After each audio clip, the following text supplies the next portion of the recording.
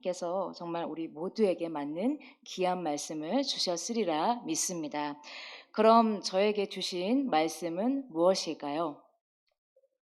네, 그렇습니다. 오늘 읽으셨던 말씀이었습니다. 바로 요한일서 4장 19장 말씀. 우리가 사랑함은 그가 먼저 우리를 사랑하셨습니다. 저는 주일 아침에 이 말씀을 받고 나서 9시 그 오전 예배 때 목사님의 말씀 듣는데 너무 신기하기도 하고 놀랍기도 했습니다. 그 성령의 열매에 대해서도 그리고 그 중에서도 사랑이란 열매에 대하여 이렇게 말씀을 전해 주셨는데 사람이 세어가는 사람이 되어야 맺어야 할 그 첫 번째 열매가 사랑이라고 하시니 그리고 그 사랑의 열매가 전부라고 하시고 또 다른 8개의 열매들을 향해 나아가는 통로라고 말씀하셔서 정말 마음속으로 와 진짜 대박이야 진짜 하면서 계속 그렇게 감탄사를 연발하면서 말씀을 들었습니다. 자꾸자꾸 신기한 거예요. 제가 받은 말씀에 그 사랑이 들어가 있잖아요. 우리가 사랑하는 것은 하나님이 우리를 먼저 사랑하셨다. 그 말씀을 정말 자꾸자꾸 보게 되고 그리고 저를 돌아보게 되었고 정말 올 한 해 어떻게 살아야 될 것인가를 다짐하는 시간을 갖게 되었습니다. 말씀 준비하면서 우선 저를 돌아보니 하나님의 참 사랑을 진짜 알지 못했던 그런 사람이라는 것을 또 깨닫게 되었습니다. 내 안에 정말 사랑이 없구나. 하나님을 향한 사랑도 또 다른 사람을 향한 사랑도 참으로 없구나라고 하면서 그런 저의 모습을 돌아보게 되었습니다. 말로는 하나님을 사랑한다고 했는데 정작 행함과 진실함으로 드러나지 않았던 저의 모습들이 보였습니다. 저는 정말 하나님을 참 사랑하는 사람이라고 생각했습니다. 뭐 이 정도면 되지 않겠나. 나 정도면 사랑이 많지 이렇게 생각을 했었는데요. 그렇게 또 하나님을 사랑하고 또 그 사랑으로 다른 사람을 사랑하고 있다고 그런 생각들을 하면서 살고 있었습니다. 그런데 말씀을 들으면 들을수록 또 말씀을 묵상하면 묵상할수록 하나님을 마음을 다해서 사랑하지 못했다고 고백하게 되는 것입니다. 그렇게 마음을 다해서 하나님을 사랑하지 못했으니 당연히 다른 사람을 향한 그 사랑은 어땠을까요? 우리 주님 그런 저를 보시면서 얼마나 많이 탄식하시고 계셨을까? 그런데 그러면서도 또 그런 저를 받아주시는 주님을 생각하니 이런 생각이 드는 거예요. 하나님은 참 이럴 때 약하신 것 같아요. 근데 또 우리 하나님은 이럴 때 약하시면서 또 강하신 분이라는 생각이 들었어요. 근데 하나님이 강하시잖아요. 그래서 나하고 하나님하고 싸우면 누가 이기죠? 하나님이 하나님이 이기시죠. 근데 우리 다 손자, 손녀 있으시죠? 집안에 또 이렇게 자녀들이 있을 것입니다. 그러면 그 초등학교 1학년짜리하고 나하고 싸우면 누가 이기죠? 어, 그쵸? 예. 그래서 보면은 이걸 보면 강한 사람이 저주잖아요. 네. 하나님이 저주시는 것입니다. 허물과 죄가 있어도 우리를 봐주시는 것입니다. 하나님은요, 우리에게 딱 한 가지를 요구하셔요. 하나님 사랑하라. 나 사랑해. 라고 그것 하나 요구하고 계시는데, 우리는 하나님 사랑해서 무슨 유익이 있나요? 그렇게라고 하는 것입니다. 근데 우리 하나님은 어떤 분이신가요? 상처를 싸매 주시고 슬픔을 기쁨으로 바꿔주시고 한숨을 소망으로 바꿔주시는 그런 분이시잖아요. 그래서 말씀을 준비하면서도 또 깨닫게 되고 그러면서 그 하나님 바라보면서 그래 마음을 다하자. 그런데 그 마음을 다하는 거 정말 내가 할 수 없구나. 내 스스로 할 수 없구나. 진짜 우리 주님께서 부어주셔야만 하는 것이다. 그래서 우리 주님이 먼저 나를 사랑해 주셨구나 라는 그 주님의 말씀이 제 마음을 두드렸습니다. 이것이 정말 큰 은혜라는 것입니다. 여러분 그 은혜가 무엇이라고 생각하십니까? 은혜는 하나님께서 나를 먼저 찾아와 주신 것입니다. 우리 주님은 내가 아무런 그런 찾아오실 만한 자격이 되지 않는데도 내가 은혜 받을 만한 조건을 갖추지 않았는데도 원수 되었던 나를 사랑해 주신 것입니다. 먼저 사랑해 주셨습니다. 그리고 정말 큰 은혜는 무엇인지 아세요? 수많은 사람들 중에서 나를 택하셔서 하나님의 자녀로 불러주셨고 죽기까지 내어주셨던 그 십자가의 사랑의 자리로 나를 불러주신 것입니다. 하나님은요, 아무나 택하지 않으세요. 사도행전 13장 48절 말씀에 영생을 주시기로 작정한 자는 다 믿더라. 영생을 주시기로 작정한 자가 바로 하나님의 택함을 받은 자입니다. 하나님의 부르심을 받은 자입니다. 그래서 저와 여러분은 하나님께서 택하신 자들임을 믿습니다. 네. 제가 이 말씀 뽑고요. 이제 주석을 찾아보았어요. 이렇게 적혀 있더라고요. 다른 사람에게 흘려보냄. 진짜 이 대목에서 저는 또 이렇게 제 무릎을 탁 치면서 정말 우리 주님 놀랍다라는 생각을 했습니다. 나를 먼저 찾아와 주시는 그 은혜를 주시고 이제는 그 은혜를 제대로 알아서 나만 은혜를 누리며 살지 말고 다른 사람을 향해서 그 은혜를 나누며 살라고 하시는구나. 그러면서 제가 또 올 한 해 그 신년 감사 헌금을 드리면서 기도 제목 3가지를 썼습니다. 이것도 새해 첫날 주일 아침에 이제 예배를 드리기 전에 썼던 기도 제목입니다. 그래서 정말 또 이 기도 제목은요, 그 올해 그 말씀을 뽑기도 전에 썼어요. 근데 어떤 거냐면요, 3가지인데, 첫째는 사람을 세우고 살리는 일에 쓰임 받는 한 해가 되게 하옵소서. 둘째는 말씀이 이루어지는 한 해가 되게 주시옵소서. 세 번째, 말씀 안에서 사랑으로 하나 되는 가정, 부서, 은자교회를 세워가는 한 해가 되게 주시옵소서. 그래서 저는 이 부분에서 또 정말 그 새해 또 첫날 말씀을 들으면서 정말 또 놀랐습니다. 계속 놀라는 거예요. 저만 놀라나요? 예. 하나님께서 먼저 찾아와 주신 그 사랑을 제대로 알아서 그 사랑으로 하나님을 사랑하고 또 하나의 그 주위 사람들을, 가족들을, 우리 유아 유치부의 아이들을, 선생님들을, 그리고 교육부서의 사람들을, 그리고 은자교회에서 만나게 된 성도님들에게 그 사랑을 흘려보내시라고 하시는 이 말씀을 주셨다는 것밖에 생각이 안 되는 거예요. 그래서 계속 연속으로 놀라는 것이죠.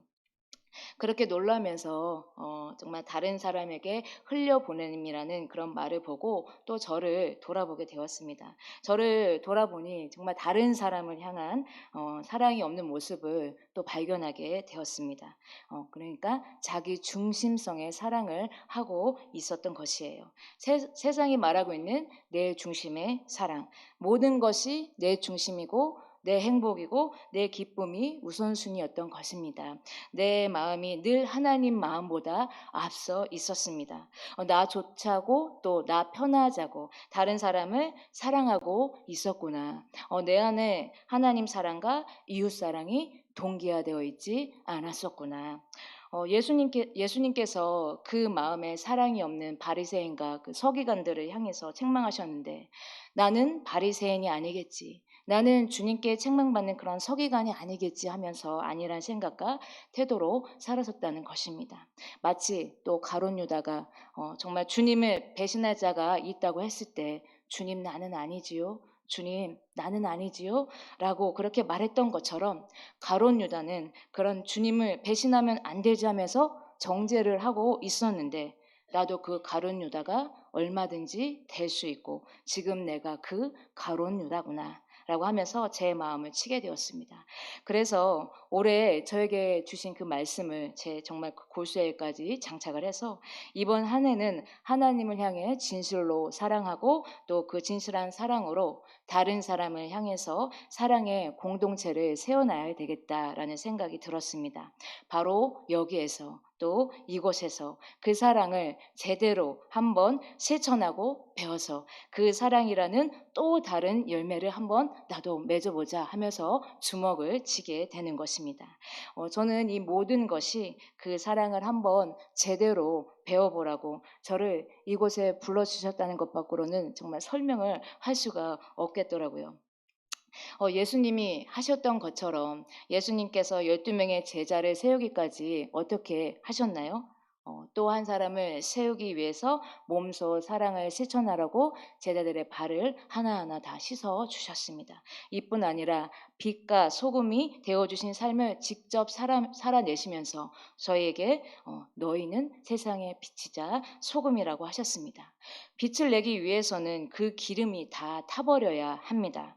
기름이 나와서는 안 됩니다. 기름이 자기는 잘 보이지 않는다고 해서 내가 빛을 내는 것이라고, 내가 타야 빛이 나는 것이라고 나 알아줘 하면서 기름이 뿜어져 나온다면 아마 불이 나고 문제가 될 것입니다. 그렇지만 기름이 기름됨을 알고 담겨진 그릇 안에 보이진 않지만, 드러나진 않지만 기름이 없어져서 빛을 내도록 해야 하는 것입니다.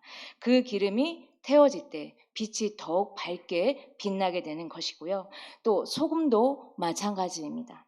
소금이 그 형체를 가지고 있다면 맛을 낼 수 없습니다. 녹아서 형체가 없어져야 소금의 그 진정한 맛이 납니다.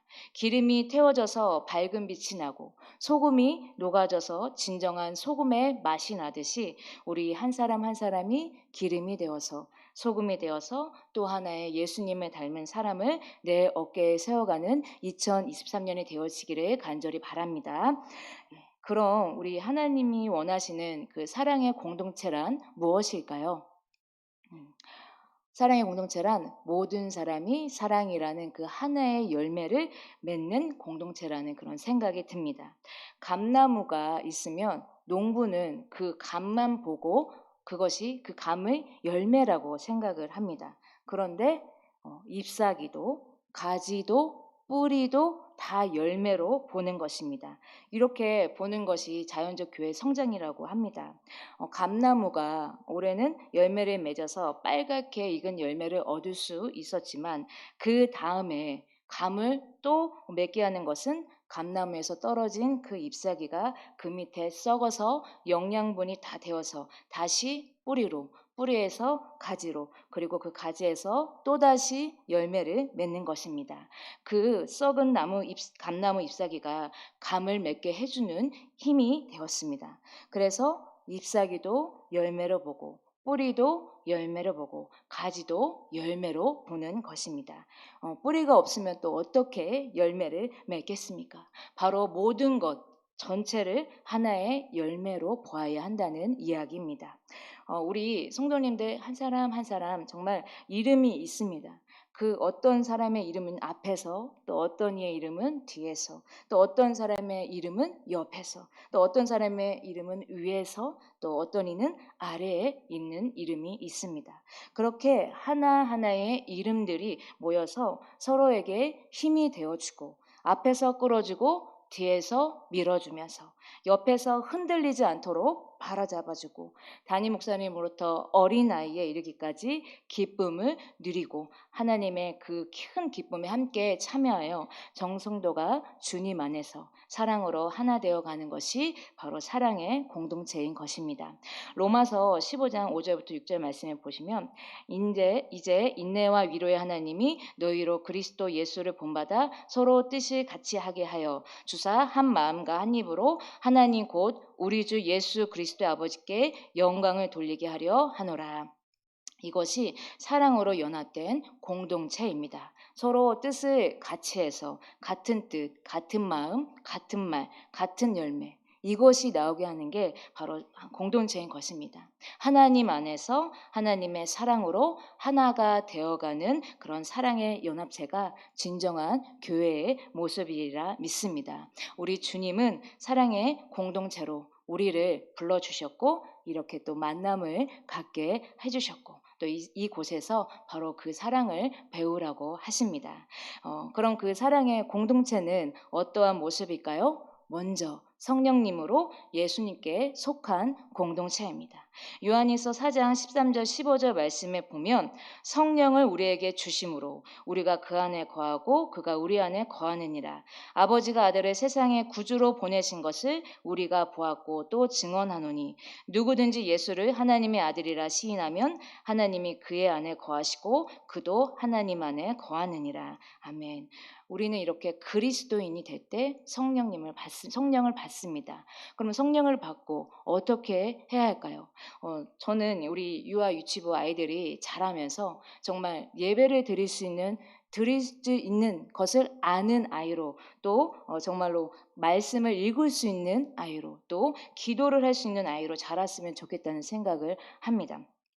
그런데 이렇게 매주 교회에 와서 예배는 드리는데 정작 가정이나 어린이집에서 이렇게 기도할 줄 모르면 안 될 것 같다는 생각이 들었습니다. 그래서 예배 시간에 말씀 시작 전에 이제 따라 기도를 하게 했습니다.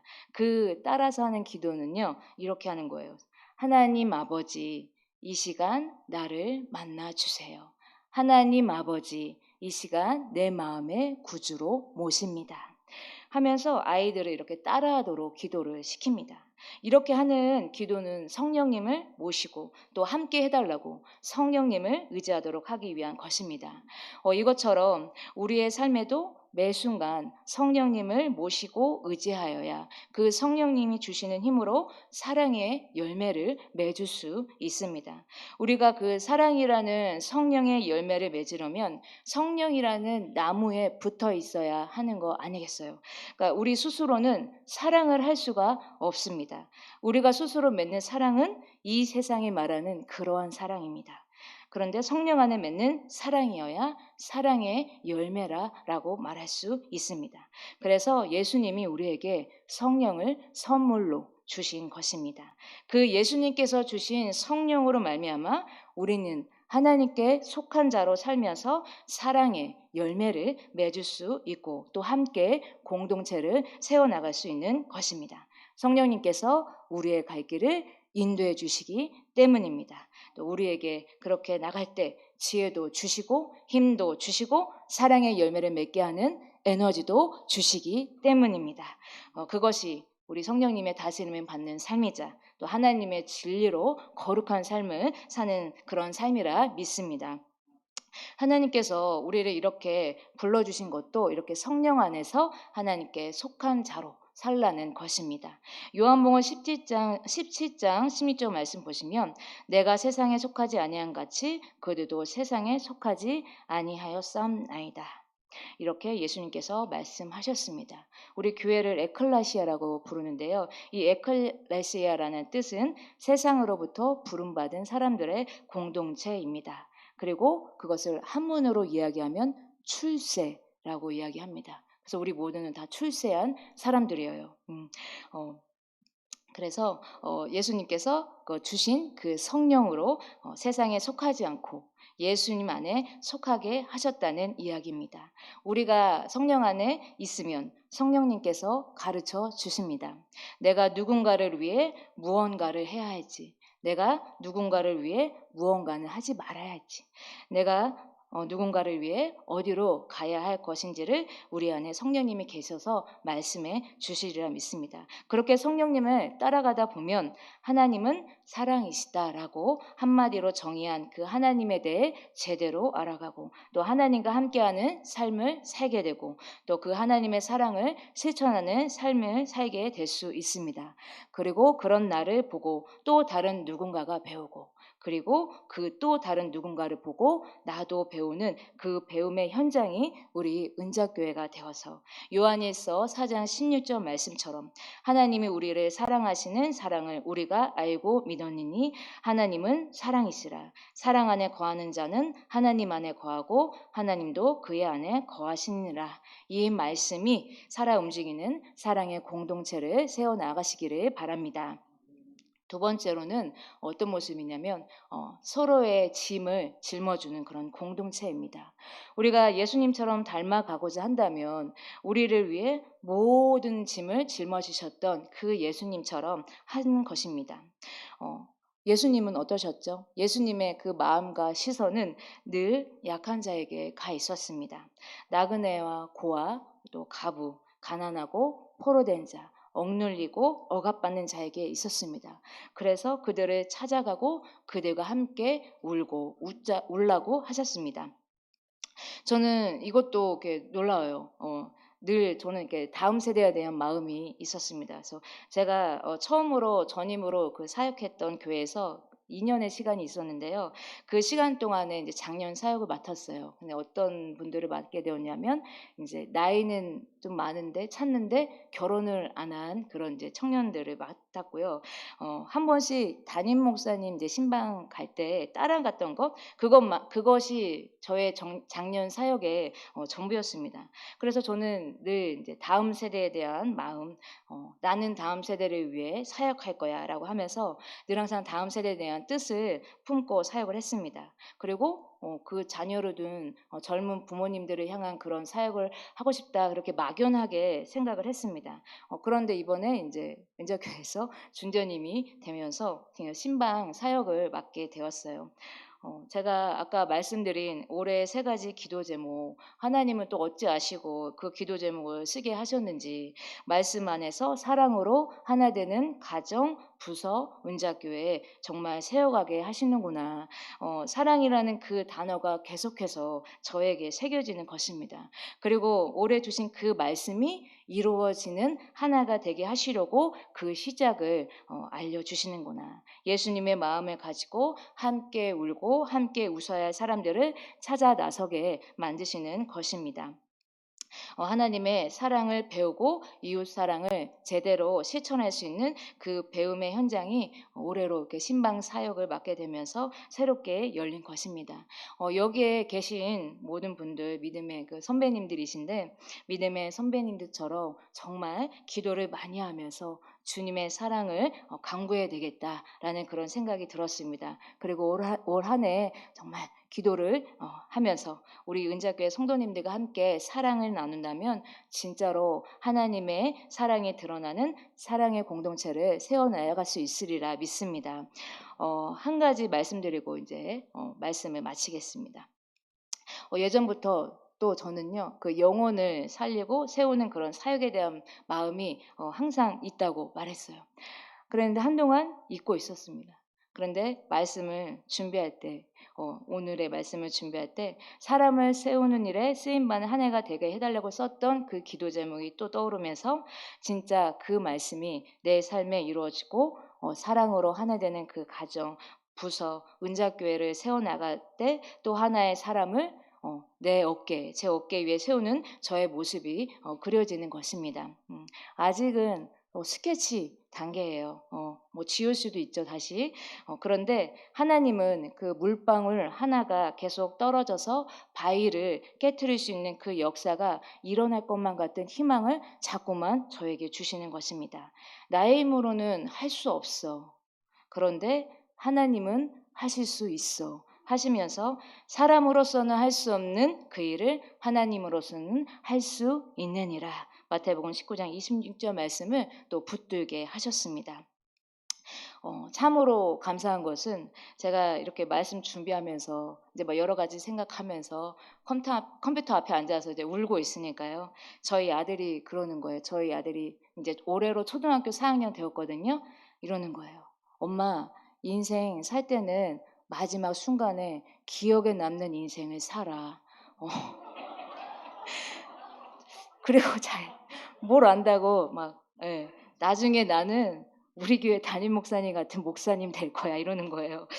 뭔지는 모르겠지만 이 아이가 정말 어떻게 자랄지는 모르겠지만 그런 말을 들으니 하나님은 벌써 제 어깨 위에 또 다른 사람을 세우는 저의 열매를 준비하고 계신다는 생각에 제가 또 얼마나 감사하고 위로와 은혜가 되었는지 그 말에 감동을 받아서 또 울었습니다. 그렇습니다. 마지막 순간에 기억에 남는 인생을 살아. 언젠가 우리는 마지막 순간이 다가오는데 그 마지막 순간이 아주 먼 일이라 생각합니다. 그런데 그 마지막 순간이 다가오기 바로 전 그 시간이 어떤 시간이죠? 골든 타임입니다. 골든 타임.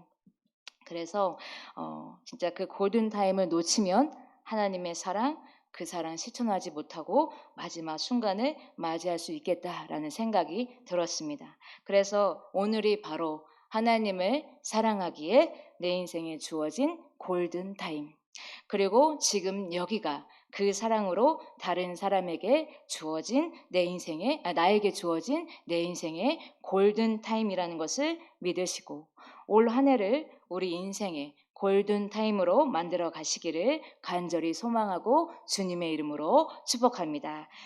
오늘 이 시간 주님 나를 부르셨으니 한번 우리 찬양하고 함께 기도하는 시간 갖겠습니다.